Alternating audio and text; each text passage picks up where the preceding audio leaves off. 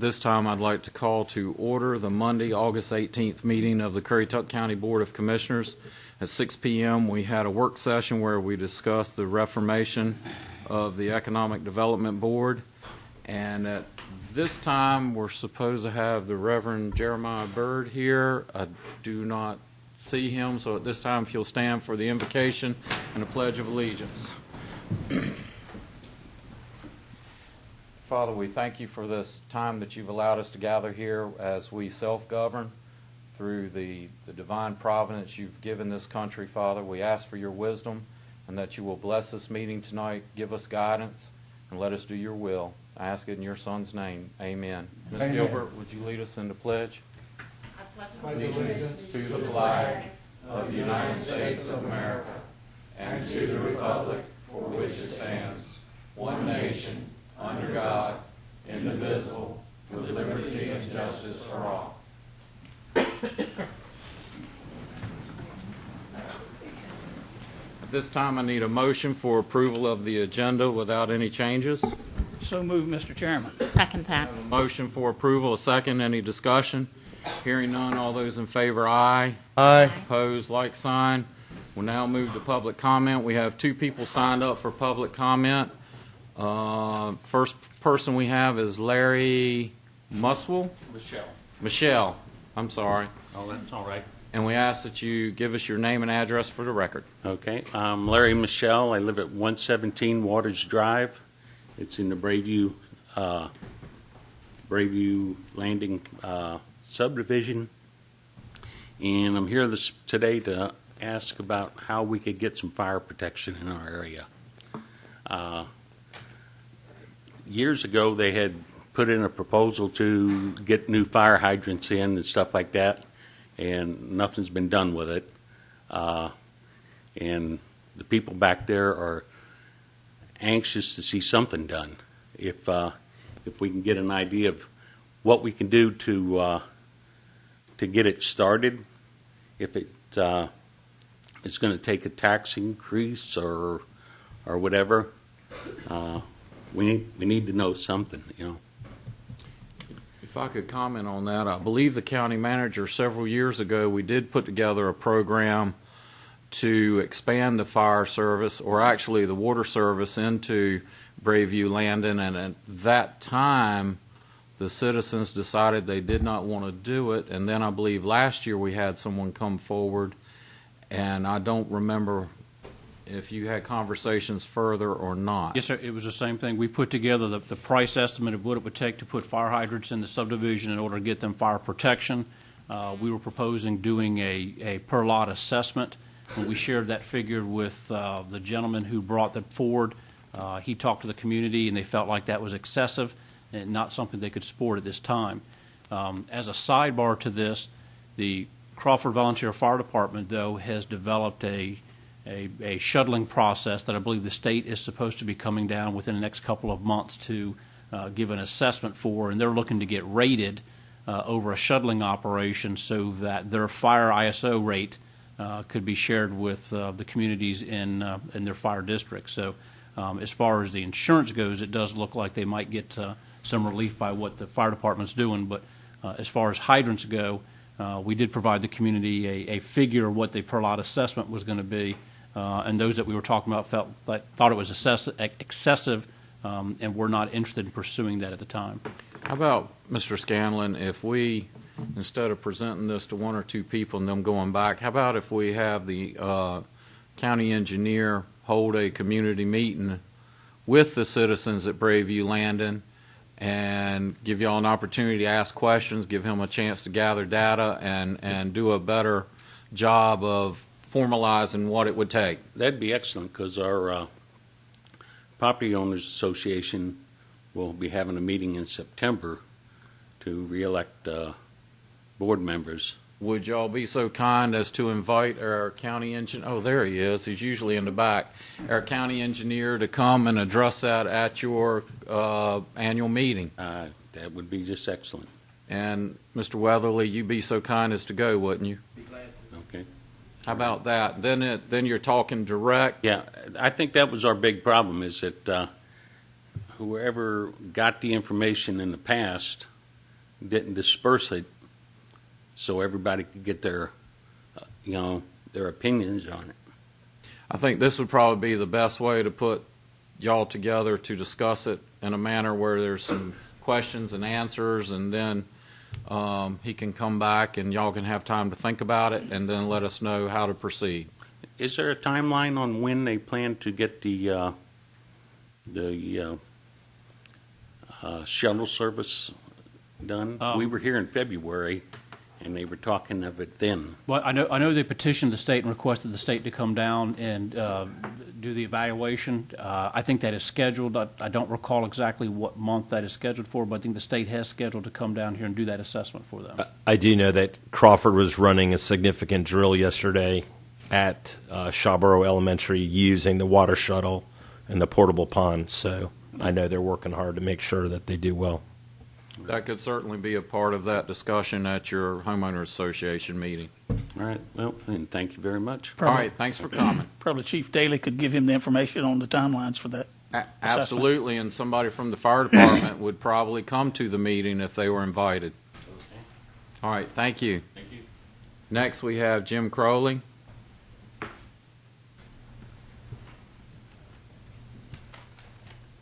Evening, Commissioners, Mr. Scanlon, and other staff members. My name is Jim Crowley, and I live in at 114 Trevor Way in Launch Landing, which is right off Tulse Creek Road. I'm here tonight to talk to you about the Currituck SPCA as a healing species officer and the assistant director of the organization. I'm here tonight with two goals. I'm here to tell a lot of folks thank you, and I have a special invite for y'all. First, I want to tell you thank you to you folks for giving us the opportunity to manage this shelter. Without going into any great detail, the last 4 or 5 weeks have been somewhat exciting. There's been a lot happening at the shelter. Not to mention a roller coaster ride of events and emotions has been going on. And to say the least, it's been fun. I don't mind telling you folks, my personal involvement there, this has probably been one of the most exciting things I have ever done. It has, working with the animals, working with the people, it's just been so exciting. So I thank you all very much for giving us the opportunity. The next group of people I want to thank is the staff of the Currituck SPCA. I don't mind telling you folks, every day I go to the SPCA, I get choked up when I walk around and see the animals and what have you. And these people, if I may say, Janessa, Scott, Melanie, Lauren, Becky, Thomas, and Clell, they live with this choked up feeling every day. And how they do it, I don't know. A very, very special thanks to them. God bless every one of them. My next group of folks to thank are the citizens of Currituck. I'm here to tell you folks, they have stood up and come out when we and the animals needed them. There have been donations of food, money, toys, bedding, dog pens at $300 a pen.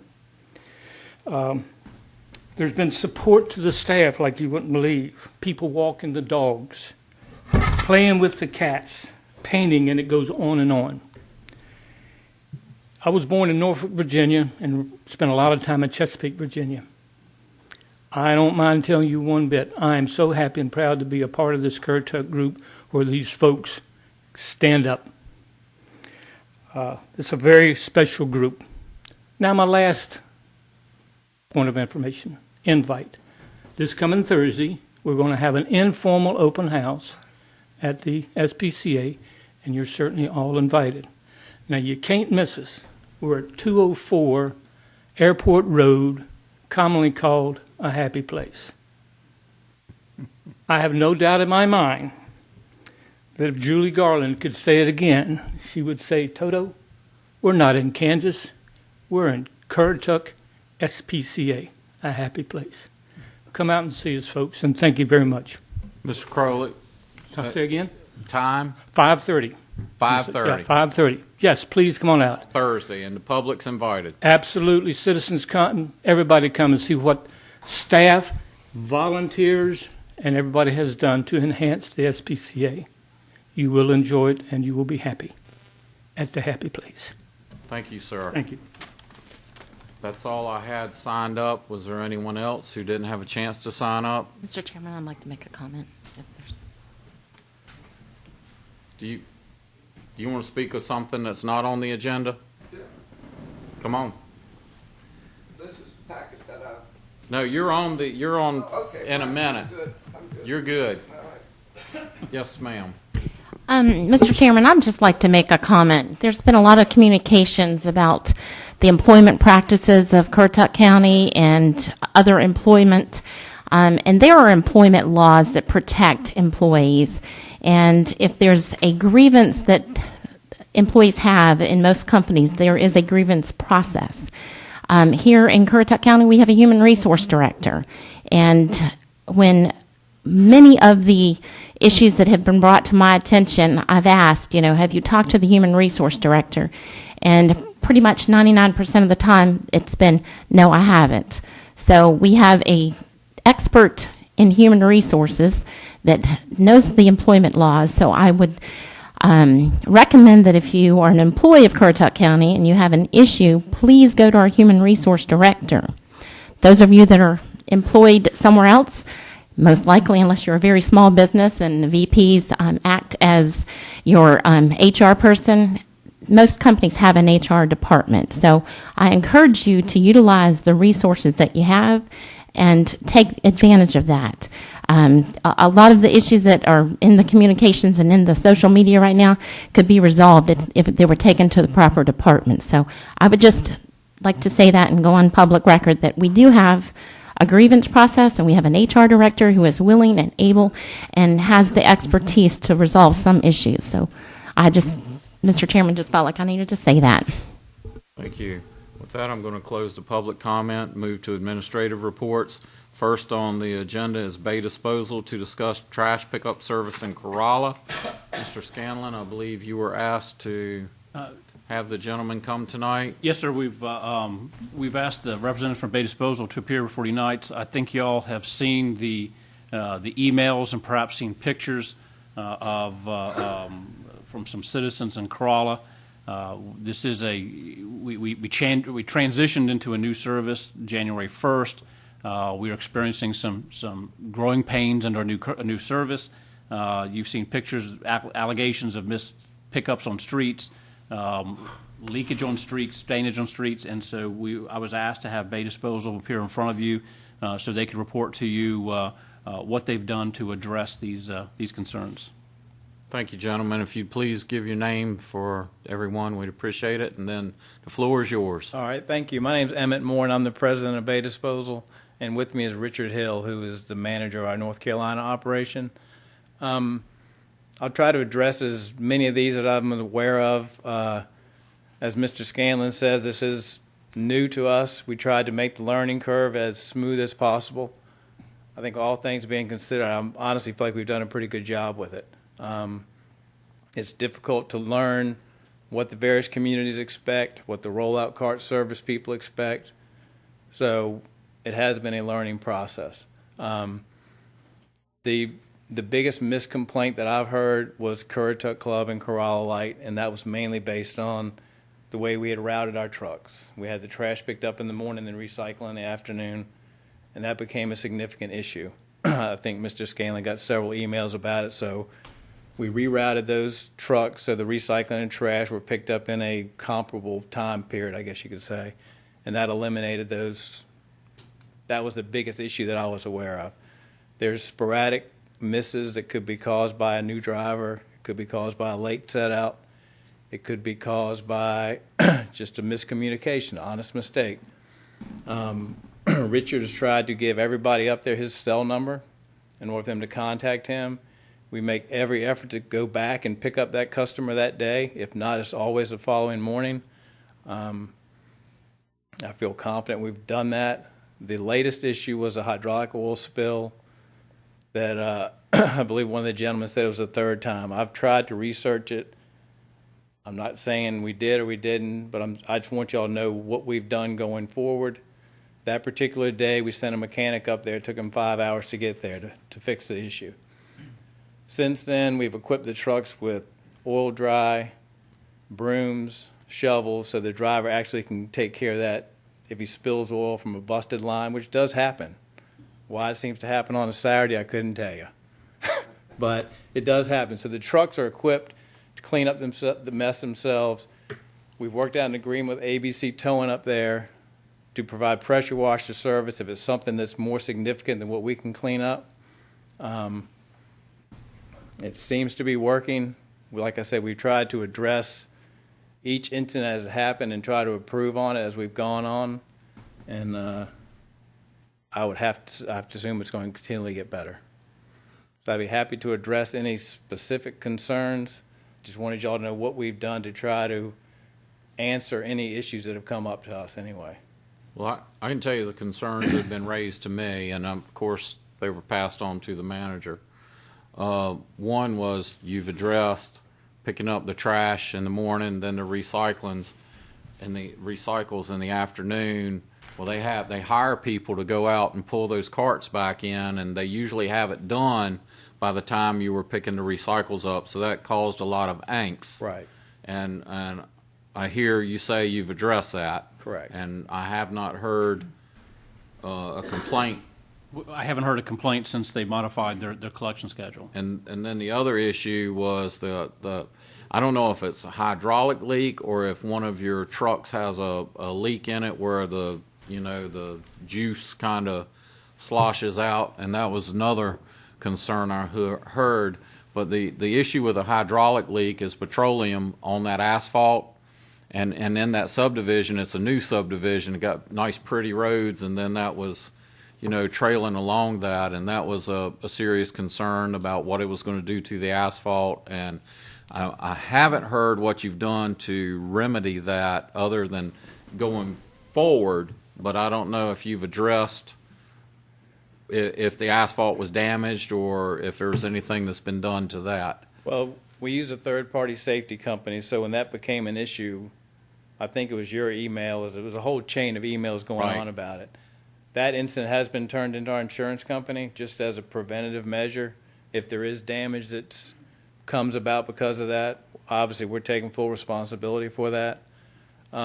Just kind of on the side note, on the whole maintenance issue, probably in the last 6 weeks we've hired 2 full-time mechanics that work out of our Palace Point operation, and we've equipped that facility with everything needed to do just about everything except heavy, transmission replacements, engine replacements. So all the maintenance is being done at Palace Point now, as opposed to probably early summer we were trying to do it in Norfolk, and it just obviously didn't work. So we have tried to adjust to satisfy everybody up there. So, Well, anybody else have anything? I can tell you that I'll be hearing after this plays in the Outer Banks, I'll be hearing or will be hearing whether everyone's satisfied or not. Okay.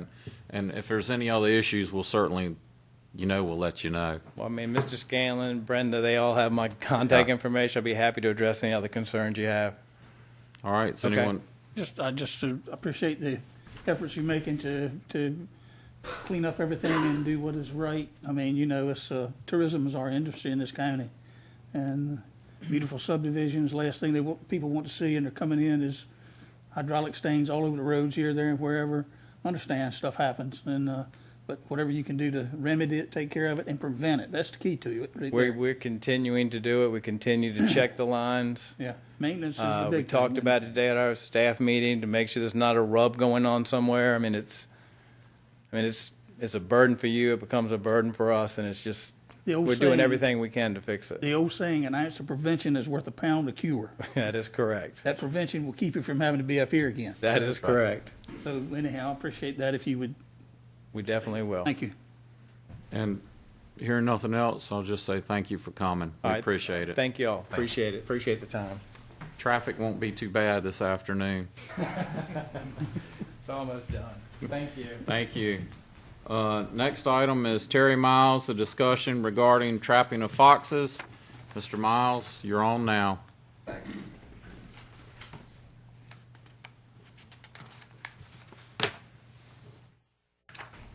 My name is Terry Miles. I live at 359 Water Lily Road in Coinjock, North Carolina.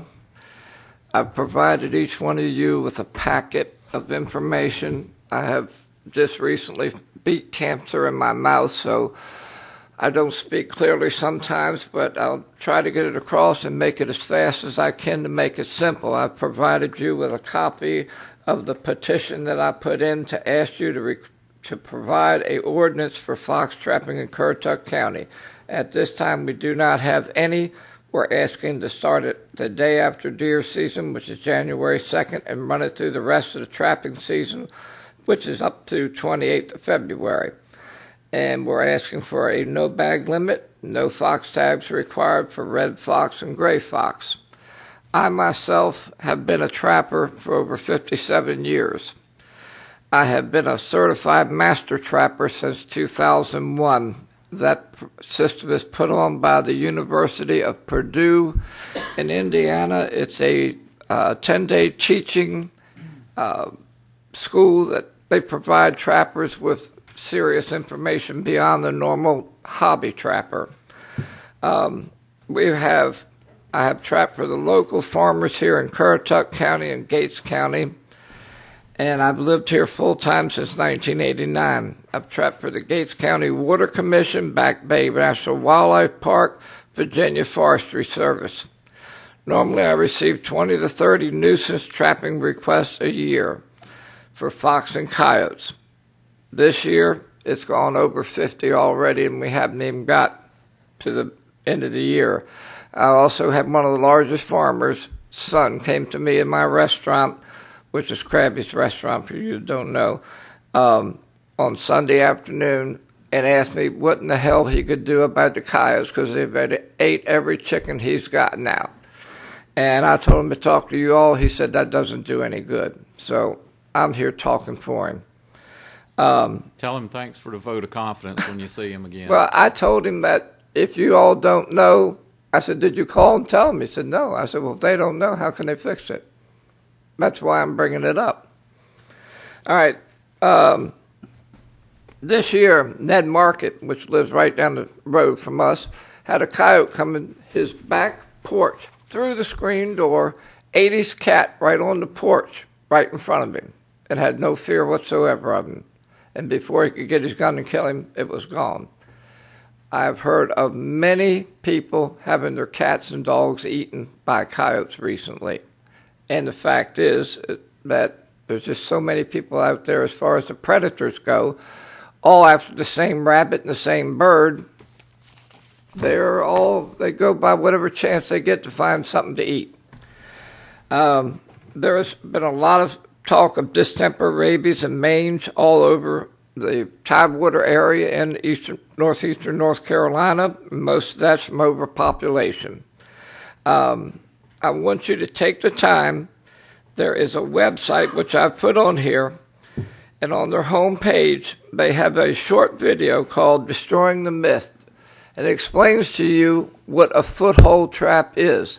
It's designed to hold the animal's foot, not break it, not tear it off, not maiming. You'll be amazed. I've caught three-legged coyotes. I've caught three-legged foxes, but their legs were shot off. So it's not the trap that does it. I release a lot of young coons and stuff that I catch because they're not a target animal that the farmer wants me to take out. And you have to leave some out there because it's all part of the chain, and it's all part of our responsibility to provide for it. If you have any other questions and stuff, I'll be more than happy. I put my business card in, and it has my phone number on it. All these pieces of paper in here, which I'm going to hit you lightly on each one of them, is all paperwork out of North Carolina publications by this state. It's one of the only states in the United States that does not control all their animals. The only animal they don't control is fox, which doesn't make a bit of sense, but that's not my place to fix that. On the second page after this introduction sheet is the actual certificate of my trapper's graduation for the Fur Trappers College. The next page is the North Carolina Fur Bearers Management Newsletter. And right there, the very front page, it says, the most common comment we receive from trappers over the year, why can't I trap fox in my county? Please open up fox trapping in my county. Currently, our agency has no authority to allow fox trapping. That has to be done by you people. All right, the next thing is, the next page tells you these are the actual counties that do have a fox trapping law.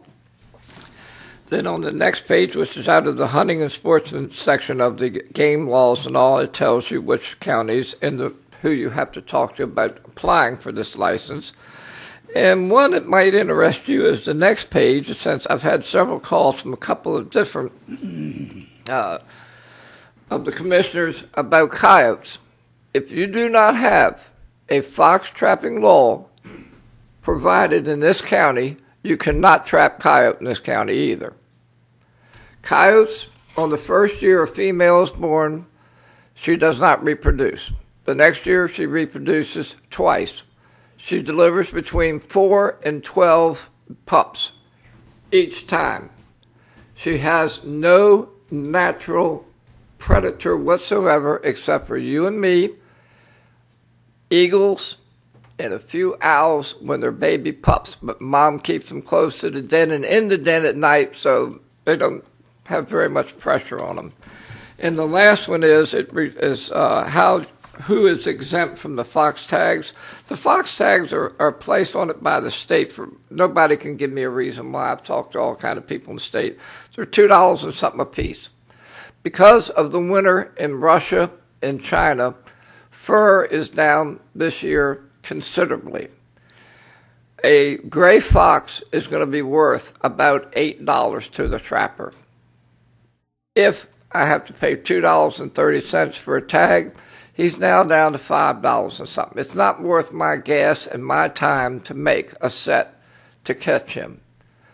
I only go trapping for animals for people who have problems. I don't do it to kill animals. I actually love animals, but I love to trap too. And if you have a problem with beaver or whatever, I'm going to come take care of it for you. I do not charge people for this service. I do it because it's something that I love to do. And they have a problem that I can help. And the other thing I'd like you to know is that I have the actual petition here. I provided you with a copy of all the names and all from it. And if you need this actual one, Mr. Scanlon, I'll be happy to give it to you, that copy. Do you want it? It's not necessary. We have a copy. Okay, that's all I want to. And that pretty much takes care of it. If there's anything I can do to help you in any manner, feel free to call me. Like I said, I've answered several questions about the coyotes and what they're dealing with. There are less than 20 trappers with licenses in the county of Currituck. There is less than 10 in Camden. These animals are going to move back and forth across borders once pressure is taken off an area. Those animals have a lot of pressure, will move into your county, back and forth, whatever. There is going to be less than that this year because fur is not going to be worth anything. You have three good professional trappers in this county that I know of. The rest of them are hobby trappers that trap muskrat and stuff. They do not have the knowledge or the equipment to catch coyotes. And it costs $350 a dozen for those traps. And you're going to need about, probably 100 to 125 of them. I myself have over 1,000 traps in my trapping shed. But none of them are for coyotes. So if I do end up coyote trapping, I'm going to have to spend about almost $2,000. Coyote's going to be less than $19. So if there's anything else that I can do to help you or you have any questions? Questions? I'm just trying to figure out what we can do. I mean, as I understand it, trapping rules and regulations are set by wildlife resources folks. I just got done giving you the paperwork that tells you they do not do that. It's done by the county. By the county. By the county. You have to implement a trapping law. And it's on the, I think, the third page that I gave you. Yep. Only the General Assembly has the authority to allow fox trap in the county through the passage of a local law. So we have to You ask have for to a do the local original. bill to be introduced in. That's what I was asking for. I mean, Right. so, as I said, the General Assembly or someone above us Has makes to the law. We authorize, ask yeah. for it, and that's what I was trying to get to. What are Exactly. they asking us to do? Yeah. We don't set the law. They do. We ask for it. That was my point. Thank right. you. Yes, sir. I'd just like to make a couple of comments. I feel the pain. I've had a flock of approximately 200 chickens eaten.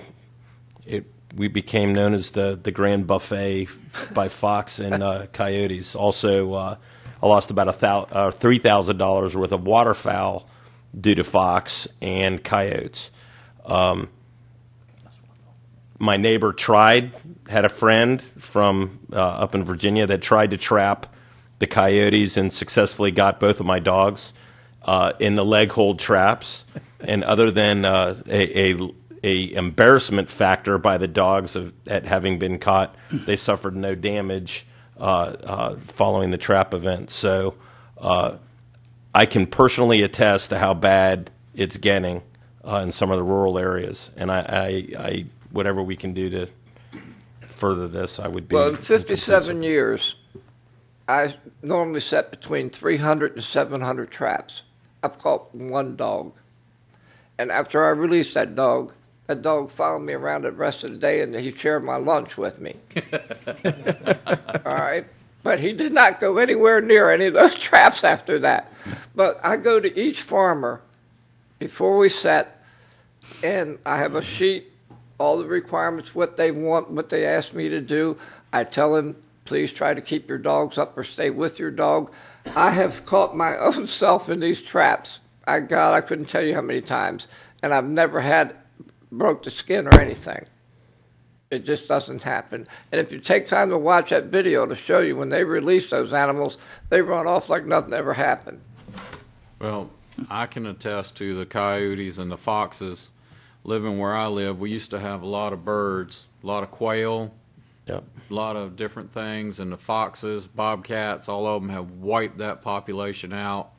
I have coyotes in the backyard and the neighborhood, and you can, when an ambulance or a police vehicle goes by, they all start squalling and answering it, and there are a lot of them, coyotes and foxes, and the long session comes up in January, and I believe we have until November to ask for bills. What is the Typically, it's March after they start the session is a deadline for local acts to be introduced. Okay, so I guess what we would need Mr. McCree to do is research this, find some other ordinances that have been written in neighboring counties or whatever that have already done it, and let him research that and bring that back to us, and then we can take a vote as to whether to ask the General Assembly to in fact enact the local legislation for us. All right. In that packet, there's all the counties that do allow fox trapping and stuff. I saw that. That'd be very Okay, helpful. so that'll give you something to work with. So I guess the best I can tell you tonight is we'll ask Mr. McCree to look at some other ordinances and then formulate one for us to, of course, it would take a vote of the board to formally ask the legislature to enact that rule. So I guess however long it takes you to research that and bring it back to us, and Yes, I'll report back to the board. and then you could maybe let Mr. Miles look at it as well. Certainly. If you need any help from me at all, I'll be more than happy to help you. Because it doesn't make any difference. All of us guys who do this professionally have all gone to water lines because there's no such setting predator traps if you can't keep any of them. You're just wasting your time. We can make more money trapping mink, otter, beaver. And like I said, I don't do it to make a living from it. It's just the fact that I really do love being out there doing it. And if somebody has a problem, I'd like to be able to help them. All Thank right. you all. Thank you very much. Next item is a public hearing. It's ratification of the cell tower lease. Mr. McCree. Mr. Chairman, this is not only ratification of an existing cell tower lease, but it's also a adoption of a second amendment to the lease. This relates to a lease with Cellco doing business as Verizon Wireless. Cellco in 2006 paid to the county $50,000, and some of you were on the board at the time will remember erected the lattice tower at the Southern Outer Banks water system plant over in Corolla.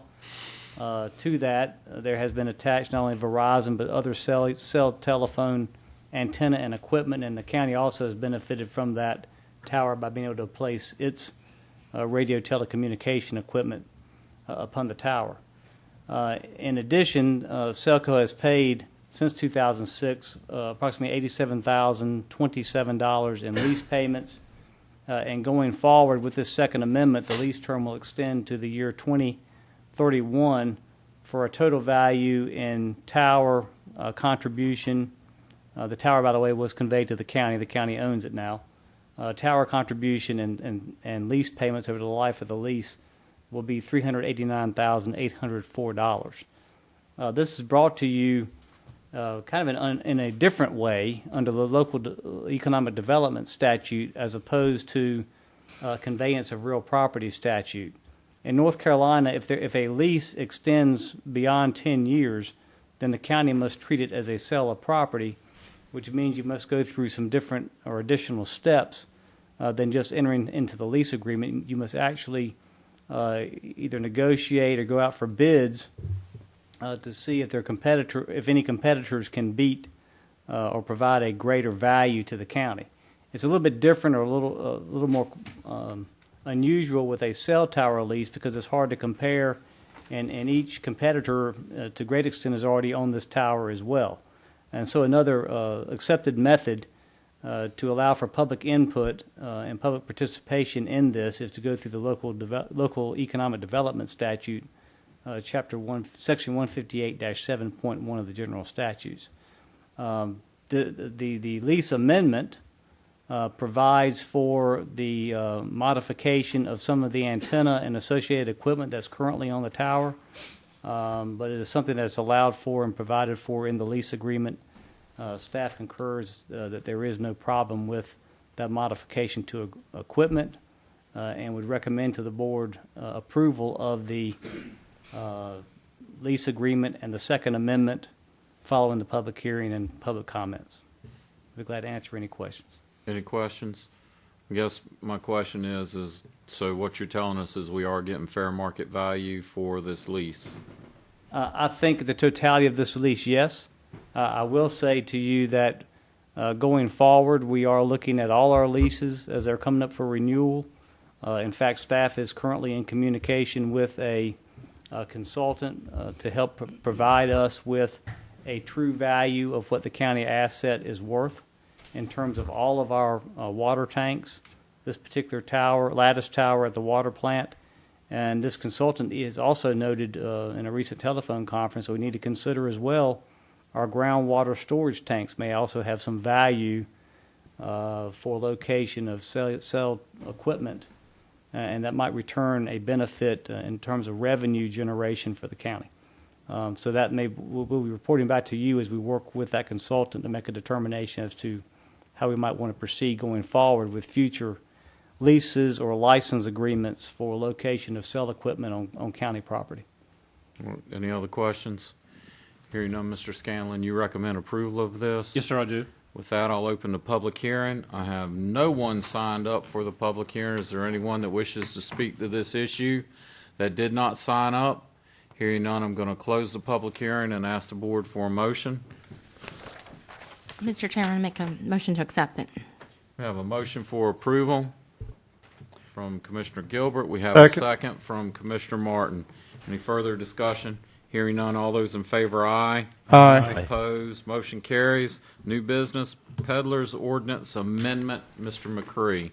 Yes, Mr. Chairman. In June, you adopted an ordinance to regulate peddlers and solicitors in the county. You may recall the amount of complaints the Sheriff's Department and some of you were receiving with the solicitors, peddlers going door to door, trying to seek county residents to accept their businesses against their will, basically. We did put into place a peddler ordinance to regulate those peddlers and solicitors within the county. The licensure examination and issuance is through the Currituck County Sheriff Department. Part of that process, you will recall, was to do a criminal background check, which not only requires running the individual's name through the Division of Criminal Information System that's operated by the North Carolina State Bureau of Investigation, but also we provided a provision for if there was a hit from the run of a name, then there would be a submission of a fingerprint card to the North Carolina State Bureau of Investigation for further research and determination as to what crime it was that this individual had either been convicted or perhaps charged with. That is important because if they have such a conviction, they would be denied a peddler or solicitor license in this county. Surprisingly, the sheriff tells me that she is receiving a good number of applications. I think she told me 15.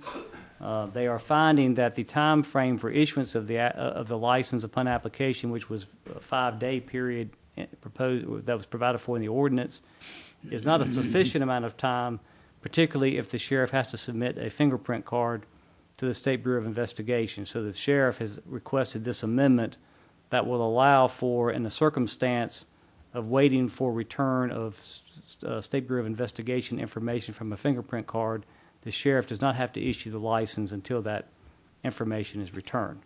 That's the reason for the ordinance amendment and what the language provides. Tonight, I will remind you that the first time that an ordinance is presented to you, it must pass unanimously at its first reading. Given that we have a commissioner absent tonight, it would be necessary for it to come back to you at a second meeting, at which time it can pass by a simple majority vote. I'll be glad to answer any questions. Any questions? Just for clarification, for anybody that's hearing about this the first time, does not apply to the high schools. That's right. The schools, the Ruritans, the Scouts, Girl Scouts, doesn't apply to any of that. This is like for the guy that's got the freezer full of meat that comes into your neighborhood. Well, I think that the big one that we've been hearing about is a company that comes through and wants to encourage people to let them do certain home repairs. And that's who I think the sheriff is now receiving a lot of applications from, that type of company. And souped up cleaners. Yes, that was another situation. Don't preclude the meat companies that have clients that deliver to clients. It does not. Not talking about those. Right, that's right. We put a number of exceptions in the ordinance to make sure that. I just want the general public that's watching tonight to know it's not for any legitimate community group or anything. That's correct. All right. And so I guess we need a motion for approval. So moved. We have a motion. Second. Second. Any further discussion? Hearing none, all those in favor say aye. Aye. Opposed? Motion carries. Next item is board appointments. We need to appoint a commissioner to the Fire and EMS Advisory Board, the Regional Mental Health Board, and the Parks and Recreation Board. And with that, I'll open the floor to nominations. Mr. Chairman, I nominate Mr. Beaumont. To all three? Yeah. And we have a second? Second. All those in favor, aye. Aye. Opposed? He didn't even vote against himself. Okay, and then we need commissioner approval for the Joint Nursing Advisory Board. And I believe that is Bobby O'Hara who was nominated to us. Is that correct? Linda Daniels is taking her place. Linda Daniels. So, all those in favor, aye. Aye. Aye. Opposed? Motion carries. Next is some advisory board appointments. The first one is Tourism Advisory. That would be Mr. Beaumont's appointment. Do not have one yet. Okay. The next one would be Land Transfer Tax Appeals Board, that would be Mr. Idlet and Ms. Gilbert. Richard Williams from Knights Island. And Jerry Forbes, Scarborough. We have our nominations. All those in favor, aye. Aye. Opposed? Motion carries. I believe the next one is Whalehead Trust. That would be Mr. Griggs. I'm not ready at this time. Mr. Griggs is not ready, so we'll continue that to the next meeting. And I believe that's all the board appointments we had. Oh, I had one for the library. I would like to appoint Mr. Tom Oakes. And I believe Paul Beaumont has someone for the library. Not yet. Okay, I nominate Mr. Tom Oakes to take my seat. All those in favor, aye. Aye. Opposed? Motion carries. I believe in our consent agenda, Ms. Gilbert would like to break out the approval of the minutes for some corrections before we approve the consent agenda. Yes, Mr. Chairman, on the meeting that we had on the 4th at 4 o'clock, there needs to be some updates on the attendance. Mr. Beaumont and Mr. Petrie were not present at that meeting, so they need to be taken off of that portion of the agenda or minutes. And that was a continuation of the Board of Commissioners meeting from that Monday previous To the Tuesday. to the Tuesday, and Mr. Beaumont and Mr. Petrie were not able to make that 4 o'clock meeting, so the minutes need to reflect them not being present. Is that the only correction? It's the only one that I found. Yes, sir. All right, would you make that as a motion as part of the approval to the consent agenda?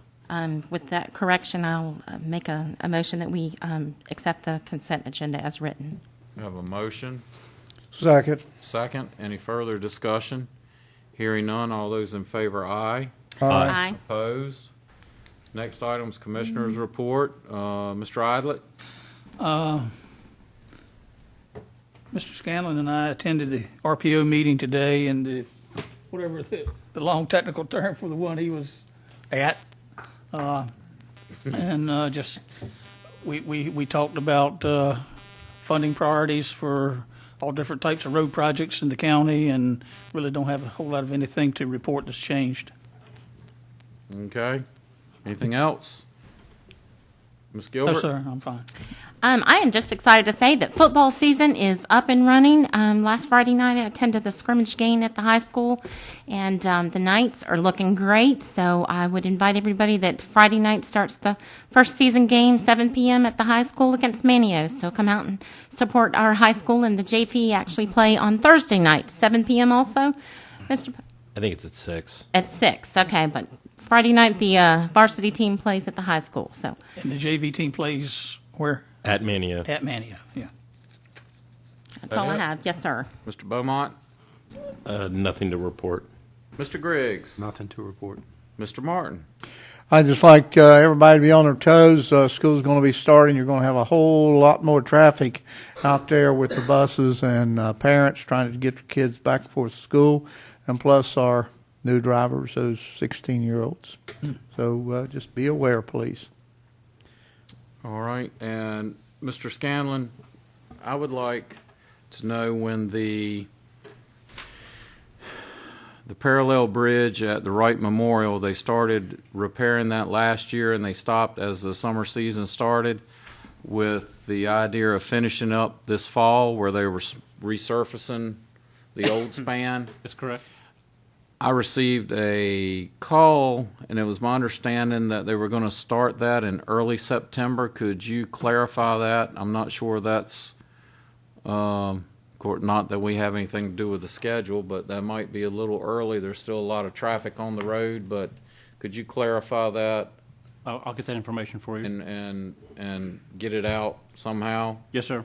And then the other issue is, as I've traveled back and forth to Raleigh and other places, I've noticed in some of the communities they have signs that alert travelers on roads that are far less traffic than us that you may expect farm implements out on the highway. And we still have a lot of farming activities in Currituck, and I was contacted as to whether the Board of Commissioners would consider something asking DOT, and I believe a letter will be coming forward asking us to consider petitioning DOT to have some of those signs put up as well. We all remember a couple years ago the tragic accident where someone ran into the back of a tractor and was killed. Also, wayfinding signs. We have discussed wayfinding signs for the Outer Banks. I would submit that we need some wayfinding signs for the mainland. We have some businesses that are maybe not right out on the highway that would provide some kind of service that someone traveling through the county might like to know where they are. And we've talked about it before, milepost signs like they have in Dare County. And refresh my memory why we keep being told we can't put milepost signs along the highway. DOT does not support the mile marker signs on the side of the road. Because it was brought to my attention for safety purposes. If someone is broken down, they can say, I just went past milepost 9.5 or 15. Or if they see somebody that's drunk driving, they can, because if somebody's not from here and they're traveling through and there's somebody driving hazardously and they call and they say, the first question you get is, where are you? And they don't have a clue, but if they see a milepost 14, maybe they would know. And I can tell from experience, I guess it was about 3 weeks ago, I was riding through Barco, and it was dark out. It was dusk. It was almost dark. There's a guy driving a motorized wheelchair down the highway. and With no lights? No lights, but he was cruising right along, but it was a wonder he didn't get run over. And I called 911 to report it so maybe a deputy could come, and it was obvious the person shouldn't be out on the highway. And, of course, the first question was, where are you? Well, if I wasn't from here, there's no way I could have told somebody where something was going on. So I know we've run up against it before, but I'd like us to take another look at that as well.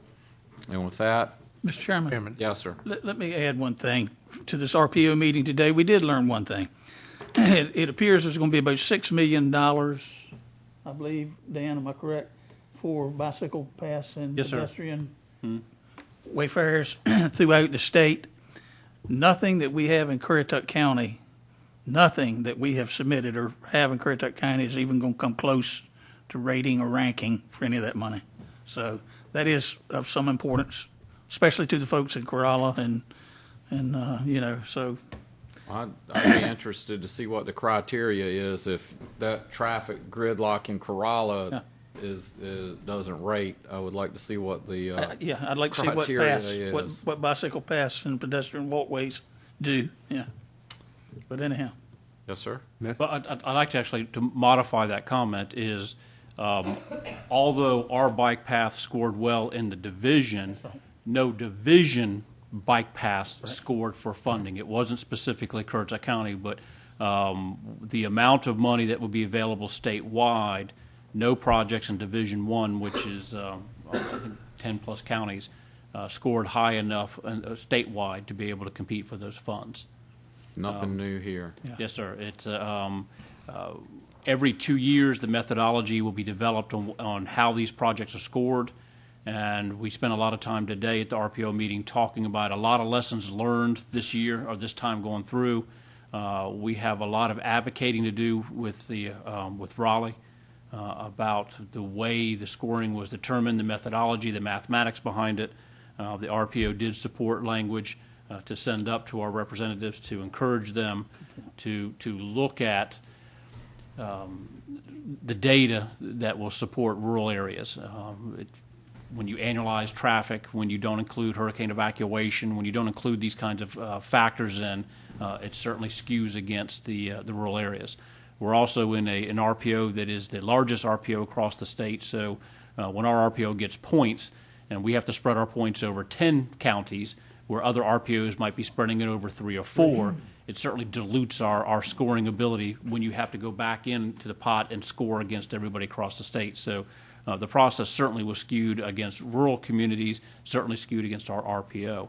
Another thing that we did talk about in the RPO comment, I think the chair had at your last meeting, it was brought up by some of the towns in Dare County.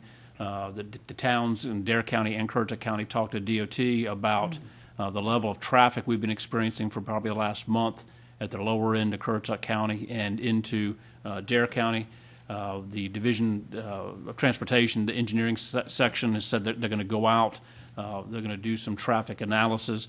The bottom line, though, when you have 4 lanes of traffic being fed into 2 lanes and the traffic speed limit drops down to either 35 or 25 miles per hour, it is just it doesn't work. They understand that. The towns in Dare County have opposed any lane widening. They've opposed flyovers. So they have not been supportive of any kind of construction project to address the issue. So DOT is a bit handcuffed on what they can do. But the major problem is trying to take 4 lanes of traffic and stick it into 2 lanes and then drop the speed limit when you do that, and it's causing backups. But they are aware of, and they will be looking into if there's synchronization that needs to be done or anything they can do. I think Kitty Hawk advised us that last weekend they placed law enforcement at the intersection, try to keep the intersection clear as the light cycled through. They seem to think that helped to some degree. Yes, sir. As Dan was saying, there were 7 to 10 new criterion suggested that we believe would help the rural counties at moving forward in the scoring of projects. Wasn't that what it was? Yes, sir. 7 to 10. And also, one of the other things is we have asked to have a representative that is from District 1 that will sit on this scoring committees. So that is going to be going, I believe, to our delegation, and then we'll see where we need to go from there. But Well, that was my next comment. And when this statewide formula was done, I have not been able to find anybody that could name someone from the northeastern part of the state that was part of the scoring criteria. probably was not. And I believe we asked when we met with the Secretary of Transportation and had his staff in there, they could not answer if there was anyone from the northeastern part of the state when this scoring criteria was put together, which I think speaks volumes as to where we score on everything. Mr. Griggs, you had something, sir? Yes. Speaking to the resumption of the resurfacing for the Wright Memorial Bridge coming about in September, I would just, for ammunition, going to the state, remind them that September is a peak month for hurricane, and that would have a very negative effect on any evacuation that would have to be taken during that period of time. So I think we need to push that back. It's an absolutely very valid point that needs to be made. Yes, sir. All right. With nothing else, we need to recess the Currituck County Board of Commissioners meeting and reconvene as the Ocean Sands Water and Sewer District Board. Do we have a motion? So moved. We have a motion. Second. Second. Any discussion? Hearing none. All those in favor, aye. Aye. Okay, we are now setting as the Ocean Sands Water and Sewer District Board. Mr. Scanlon. Mr. Chairman, we have been discussing for quite some time that the wastewater plant at Ocean Sands has basically reached its useful life. It's 30-plus years old. The advisory board has been diligently working with engineers to look at the best way to move forward with replacing and upgrading that system.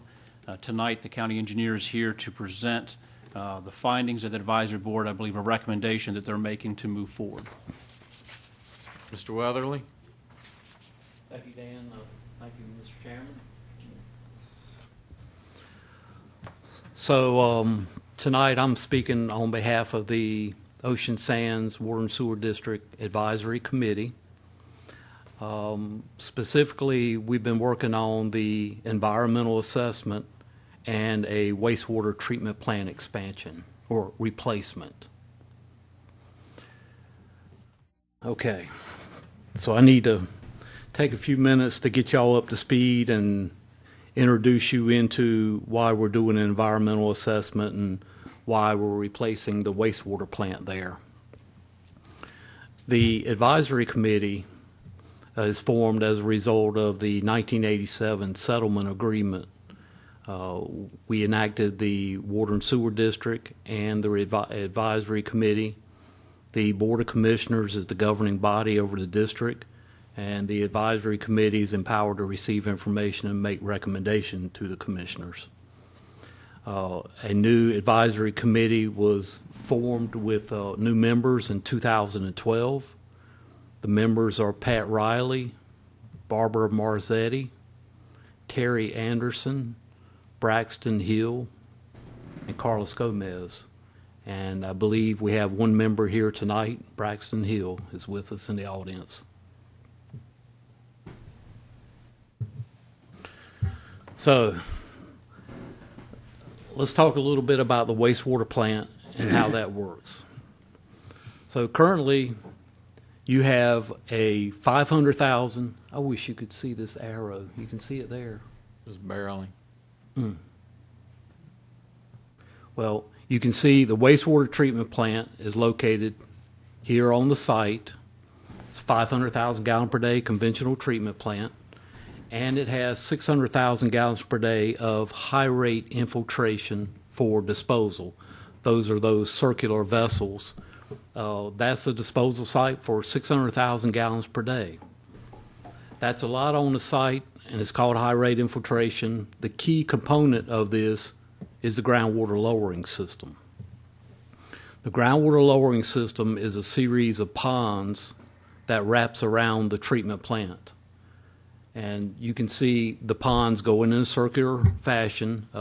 Each of these ponds are connected by a culvert, so they're all connected together. And at the corner of the pond in the upper left corner of your screen is a pump station. That pump station pumps out of those ponds and maintains a artificial groundwater table so that you can load this site with a large amount of effluent, but then keep the water table maintained so it doesn't surface. So the groundwater lowering system makes it work, and the pump makes it work. The rest of the system is a conventional gravity flow system. There's about 960 users today. Okay, that's the plant. Now, let me give you a little overview of the subdivision itself. The subdivision is almost 700 acres.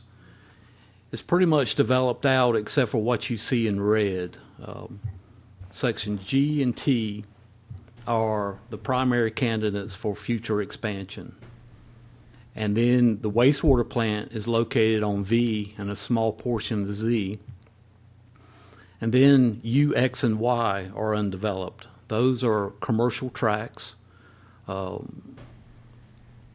haven't been developed yet, but they're important to what we're saying now because some of the groundwater lowering system is on Section U, and that outfall for that groundwater lowering system is on Section X and Y.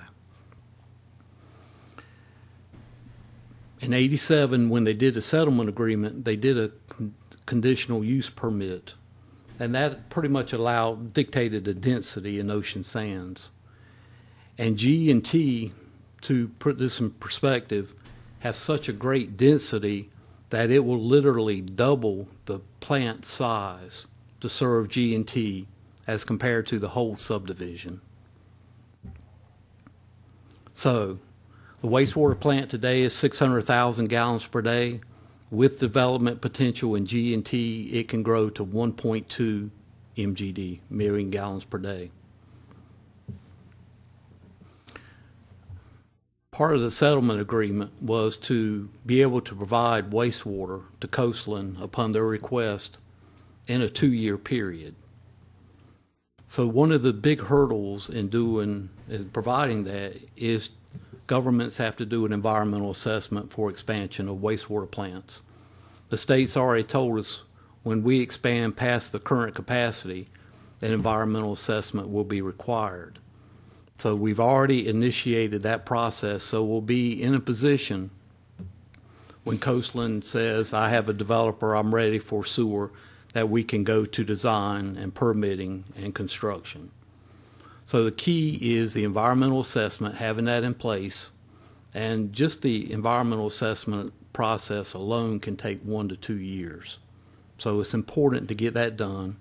And the EA, environmental assessment, can also serve as a vehicle to understand more in depth what the growth needs are of the community and where best to site future wastewater facilities. So I want to zoom in a little bit more on the wastewater plant and talk about the land around the wastewater plant. So you can see the wastewater plant is located on primarily Section V, and then a little bit of it is located on Section Z. These 2 tracts are owned by the county. Then the rest of the plant is located on some open space to the south, open space in Section L, N, and W.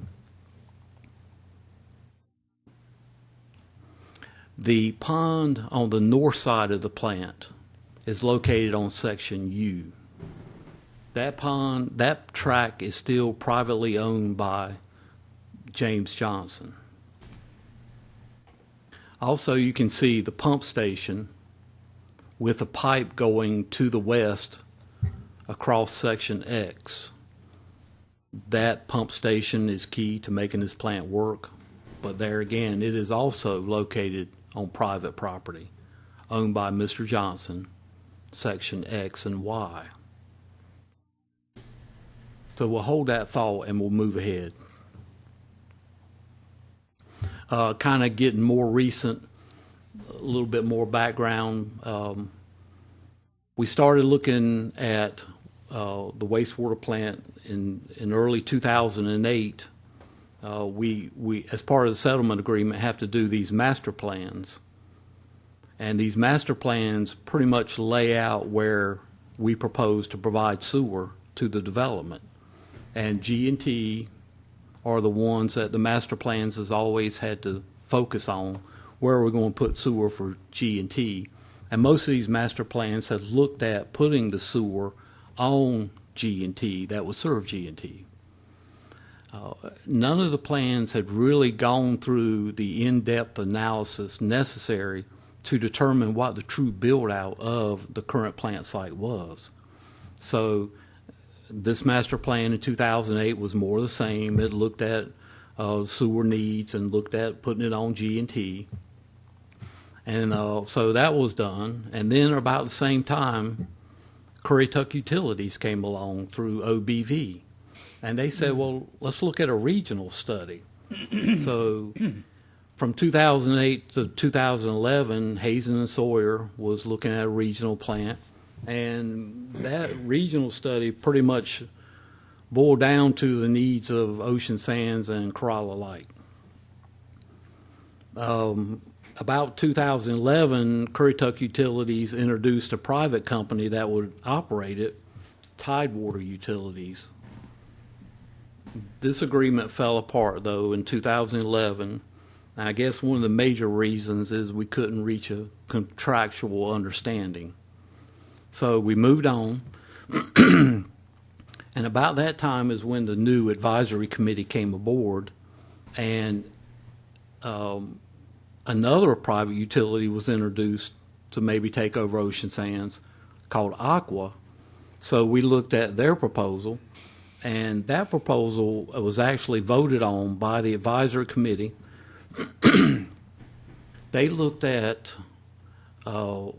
whether Ocean Sands should be a standalone system operated by the county as it is, or we should go with a private utility. And it was voted on that we stay with the county. So with that, we started looking at what can the county do, what are the needs for wastewater. So one of the first things we did was we started talking about the environmental assessment, and we started talking about replacement of the existing plant. The existing plant is so old that it needs to be replaced, and that was already decided. It didn't meet limits. It had issues with notice of violations. And so we're moving forward with the replacement, and we're also looking at the environmental assessment. The environmental assessment, when we looked at that, we went through a qualifications process with numerous engineering firms, and we selected CH2M Hill as the company to do this environmental assessment. One of the first things CH2M Hill did was they set up a meeting with Diener to go over all the issues with the wastewater plant capacity and its expansion. So these slides are coming from those presentations on the environmental assessment from CH2M Hill. This is the one they presented to Diener, where they went over the plant capacity, they went over flows, the facilities reached the end of its service life, and with all the violations that we've had, the violations for the limits primarily is the nitrate issues. We were looking at going under a special order of consent that would allow us to be under violation until we could get it fixed. About the same time as that SOC was being developed, we changed the operation of the plant where the county took over operation of the plant. And we were able to patch the plant up and do some modifications and get out of that SOC without ever having to execute it. So that helped out a lot by county taking it over. And then we actually have a notice of violation for lack of easements. And those are primarily on section U and X and Y. So that's under a violation. They talked about the needs for expansion, the numerous master plans that's been done. 1.2 million gallons per day is what is needed for future growth, primarily G&T. And they talked about the settlement agreement with the state and the requirement for the 2 years to have the plant ready for additional capacity at Coastland's request. So that was presented, and Diener didn't have any issues with what they said. They understood everything. One of the key things we did as part of this environmental assessment was make a hydrogeological study part of the EA. And that hydrogeological study will allow the people to come in and model that existing site and determine exactly how much capacity could be put on that existing site. So they finished this model back in June and presented this to the advisory committee, and this is some slides from that presentation. So the recommendation of the hydrogeological study was to build a wastewater plant with improved quality that would allow them to reduce the setback for the disposal field. So you can see the circular basins where the disposal field is now, and then the red would be the expanded area with the reduced setbacks.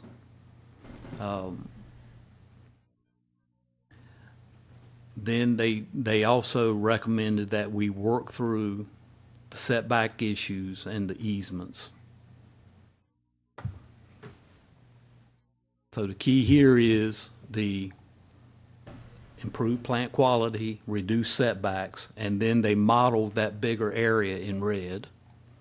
Some of the take-homes is the 100-foot setback requirements. You can expand the plant on the current site in a phased approach. Gives flexibility in operation by having everything on the one site. And it'll also provide a better opportunity to look at that groundwater lowering system again. Some of the implications of putting it there is the setbacks.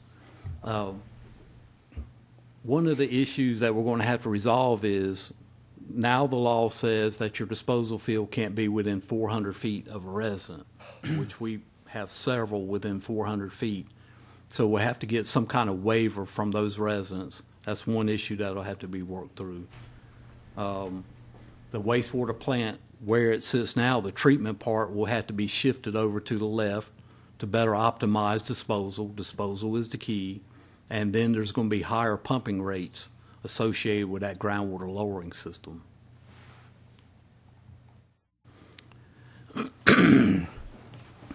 So then they started talking about some of the external issues.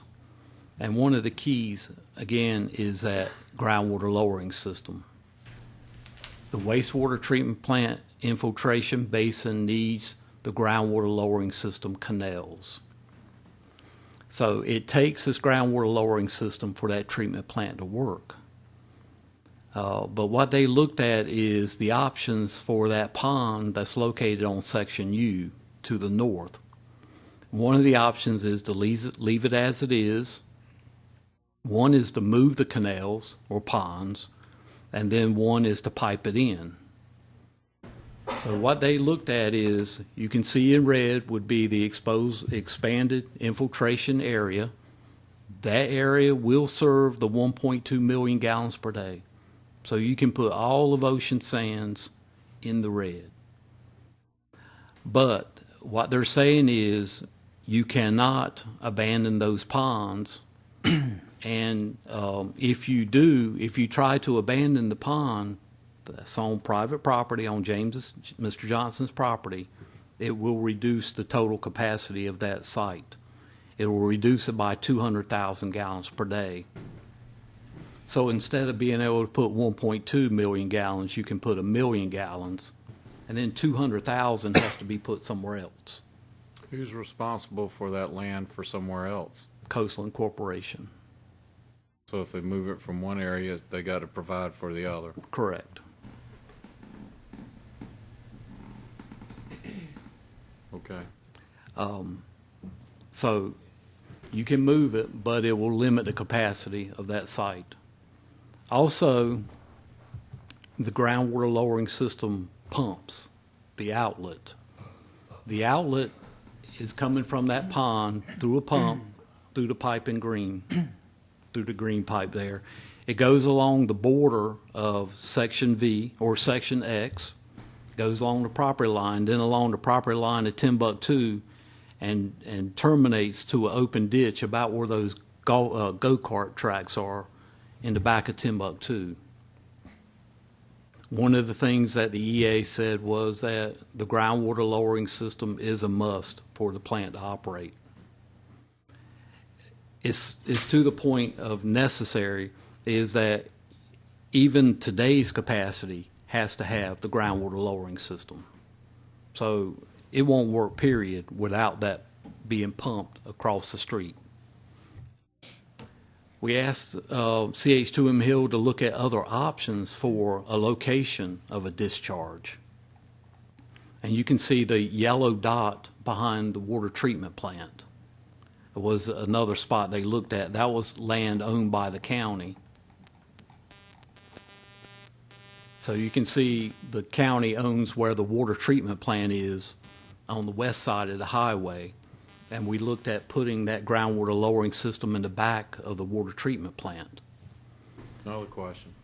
Does the county have responsibility to provide land for a private wastewater treatment plant? No, they don't.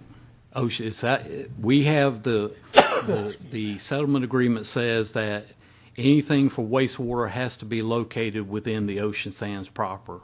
We don't have to go outside of Ocean Sands to make it work. But this was one option we could come up with pretty quickly that wouldn't have a big impact on anybody. So we looked at that, even though it is owned by the county. But the point of it is, they came back and said that it's too close to the wastewater treatment plant, that the water you're dumping that close to it will come right back onto the plant. So you're just drawing it round and round in a circle. You have to get it further away and at least to where it is currently located. So the recommendations of the EA were to use the current site. It will serve all the build out of Ocean Sands, leave the ponds where they're at, and leave the discharge where it's at.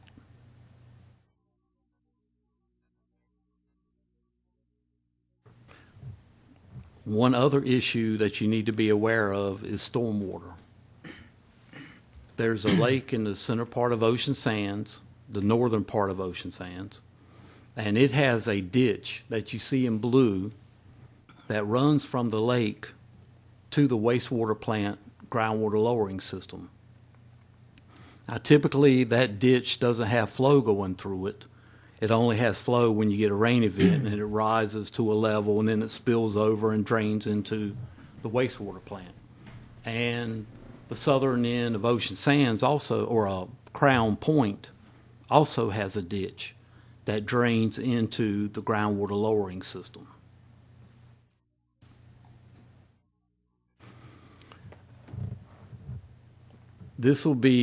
We're able to operate the plant today as it is because we're not loading the site at a great level, and we're able to operate the pumps, and everything works with the amount of storm events they're getting. But what CH2M Hill did a quick analysis for us on stormwater and said, as this plant grows, the stormwater is going to have a big impact on your wastewater system. And they looked at a scenario with a 10-year storm in the northern part of Ocean Sands that drains to that lake. A 10-year storm is a 6-inch rain. And they said that this will have such an impact on the wastewater plant operation that the current pump that dewaters the groundwater lowering system is at 900 GPM. It would have to be upgraded to 16,000 GPM to meet those stormwater needs. So stormwater is going to have to be addressed. As part of this.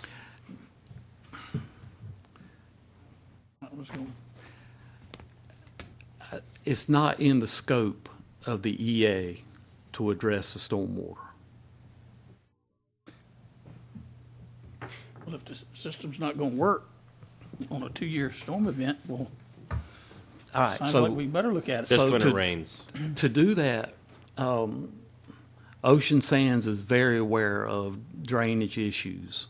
There's been numerous ongoing drainage issues, and they're looking at forming doing a study on the stormwater, doing a separate study, and they're looking at that study now and looking at proposals, and so we feel like that the stormwater study would address that and its impacts on the wastewater plant. But as far as the wastewater plant goes, it needs to come in and it needs to go out, and they need to match.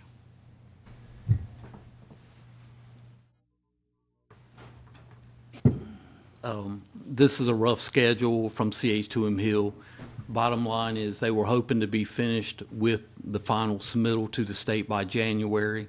We're about midway of the process, so we're pretty much on schedule with that.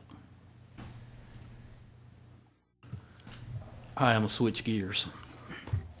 That was the environmental assessment. I got one more project to go over, and that's the plant replacement. The existing plant, you got to understand, has been there since the 70s. It's ocean front, and it's in, according to the state, a state of disrepair. It's not meeting limits. It needs new treatment, upgraded standards. So we've already been through this process where we've looked at the financing of a plant replacement. And what we're proposed or have proposed is replacing the 500,000 gallon per day plant in 3 phases, 3 200,000 gallon per day phases. That'll bring it up to 600,000 to match disposal. And doing it over a 10-year period, total cost would be about $9 million. They implemented a 5-cent tax in July of last year to help with those funds, and they increased the sewer bills to 1.5 times the water rate in January. So those will cover the financing of the plant. Phase 1 is already under contract, being looked at to replace it. But we asked the engineer, Anloff Engineering is a engineer for the replacement, to hold off until the EA was looked at or the hydro part of it was looked at to make sure we put the plant in the proper location.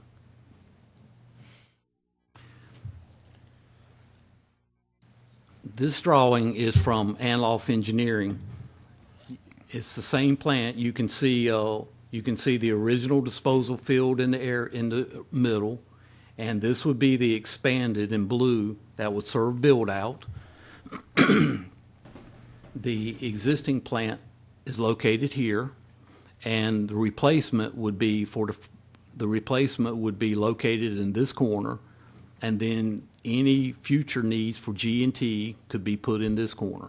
So we could put the entire development on that one track. Okay. So the advisory committee heard all this. Their last meeting was July the 29th, and they took a vote. And they voted first off to accept the layout by Anloff Engineering for replacement of the plant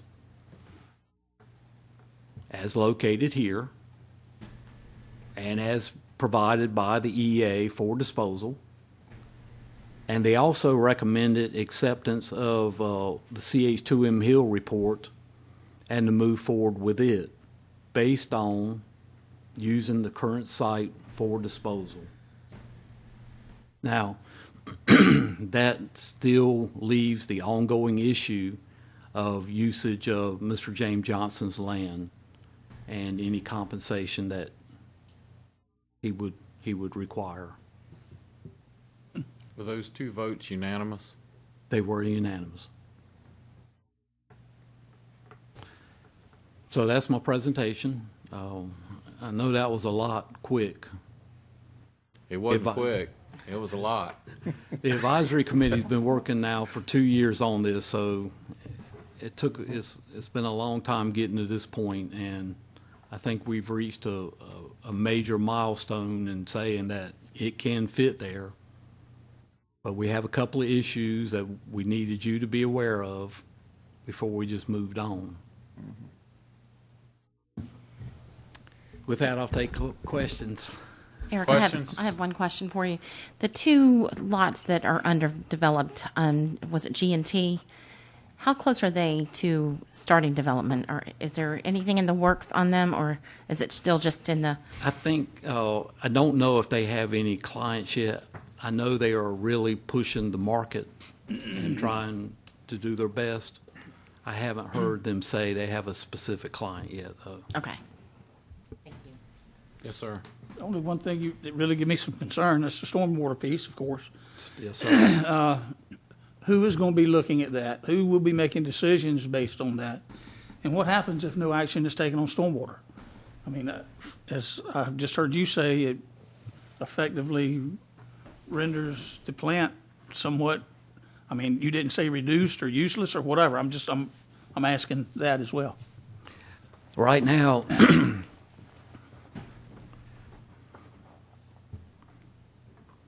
the amount of flow going from the lake is limited.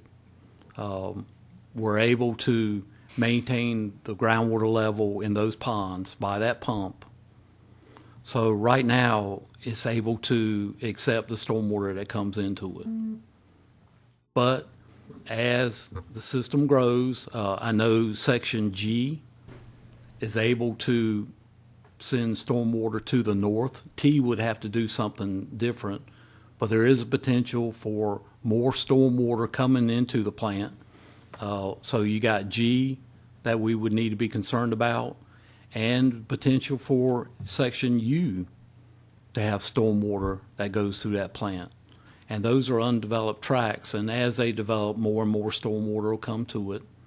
And again, even the existing communities with their drainage complaints, we, as if they do a stormwater study, just like in Wellhead subdivision, the key was an outlet to getting that stormwater out of the subdivision. So as these new consultants come in looking at stormwater, they're going to be asking, where can I get it out of your community? Where is an outlet? And you know across the street is the Currituck Club. That ain't going to happen. Thank you. The Section X is a very viable option, and it's the best option we have so far. But I know is as these stormwater studies are developed in Ocean Sands, they were looking at forming a district, so they are very serious about stormwater. All these issues will have to be addressed, and one of them is where's your outlet? I just know that you said something about the capacity of the pump that was there now, and the study has shown it's going to have to be increased to 16,000 gallons a day. That's right. And what is the capacity now? 900. 900, and it's got to go to 16,000 per day. When your sewer is developed out and you dump a 6-inch rain onto that northern end and it goes through that plant. We're doubling the capacity of the system, right, but we're saying we're 16 timesing the amount of water that's got to be removed. Correct. Now, one simple option is don't dump it into the wastewater groundwater lowering system. Pipe around it. But that will take a stormwater system to do that. That's correct. That currently is not in place. Correct. So that was my question in the beginning. Who is going to look at that? Who's going to make those decisions to get stormwater stuff in place? They're, as we speak, developing a stormwater committee. They've already got a committee in place, and they've talked several times, and they're trying to get this study approved. So I think the key first step is getting that study done and letting the experts give us their opinion. So everyone is cognizant of the problem and everyone understands it. Yes, sir. Mr. Scanlon. Service districts are specific to purpose. And currently you have a Ocean Sands wastewater district. The district cannot expend funds to explore and resolve stormwater issues. So it is not an issue that the current district can undertake, although we have recognized they're integral, and certainly stormwater is impacting wastewater. What we have done with other communities on the Outer Banks is and this community is following that path. The homeowner association has formed a group, an advisory group, and they are looking to fund a preliminary study for an engineer to come in and start looking at the stormwater issue and what can or what possible solutions are available, what the cost would be, and for Ocean Sands, what area are we talking about studying? The results of that would go back to the POA for them to vote up or vote down, which would be basically a recommendation to the Board of Commissioners to establish another district overlaid in Ocean Sands that would be a stormwater district, which you would have the ability to assess separately to address whatever the engineering solution is for stormwater. So although the engineering is interrelated, they will need to maintain some degree of separation, and it would function as two separate districts. Well, it appears to me that the wastewater district cannot accept the additional stormwater fluid water. Not at build out with a 10-year storm. Those factors, when they come together, introduces enough stormwater into the groundwater loading that it overwhelms the system. So that is something that will occur in the far future, but it needs to be engineered and studied now so that we understand how to engineer around that or solve that. Impact. So it's not a problem today. It's a potential problem in the future that we feel like we need to address and have a solution so that it does not impact the wastewater plant negatively. That's all I was asking about. It's not a hypothetical solution, but a solution to fix the problem so we don't have future problems. That's all. Does anyone else have any questions? So, Mr. Weatherly, the action you are asking the Board of Commissioners to take tonight, or Mr. Scanlon, is what? Is number one is to, under unanimous vote of the advisory board, to accept the environmental assessment report as prepared and authorize it moving forward through the clearinghouse and be acceptance for the state. And number two, we actually have Anloff Engineering under contract already for the design of the plant, but to go ahead and recognize the unanimous recommendation of Anloff Engineering recommendation for the site plan and authorizing us to move forward with the first phase of replacing that plant. So can those be done as one motion or two separate? You could do it either way. If you're comfortable with doing both of them, you can certainly do it as one single motion. And this does not require a public hearing. It does not. Okay. Any further questions? Hearing none, I'll ask for a motion from the board. I'll make a motion that we accept the recommendations of the board. To Recommend the acceptance of the plan. Okay. Correct. The two recommendations from the board we will accept is your motion. Yes. I'll second it. We have a second. Any further discussion? Does that satisfy you, Mr. McCree? Yes, that's fine. All those in favor, aye. Aye. Opposed? Motion carries. We now need a motion to adjourn the Ocean Sands Water and Sewer District and to reconvene as a Board of Commissioners, and then to have a motion to go into closed session pursuant to Mr. McCree's request. So moved. Second. Do I need to read the whole? Does she need to read the? Yes, you do need to read the I move to enter closed into session. closed session pursuant to GS 143-318.11A5 to instruct the county staff on the position to be taken on our behalf of the county in negotiating the price and other material terms of a proposed contract for the acquisition of real property by exchange or purchase located in Point Harbor, North Carolina. Tax partial identification number 0132000000-480000, owned by Toby Allen Hedgepath, trustee for any public purpose, and pursuant to GS 143-318.11A3 to give direction to the county attorney regarding the matter in caption Etheridge versus Currituck County to preserve the attorney-client privilege. Okay, so we have a motion to adjourn the Ocean Sands Water and Sewer District Board, reconvene as a Board of Commissioners, and to go into closed session. Do we have a second? Second. Have a second. Any further discussion? Hearing none, all those in favor, aye. Aye.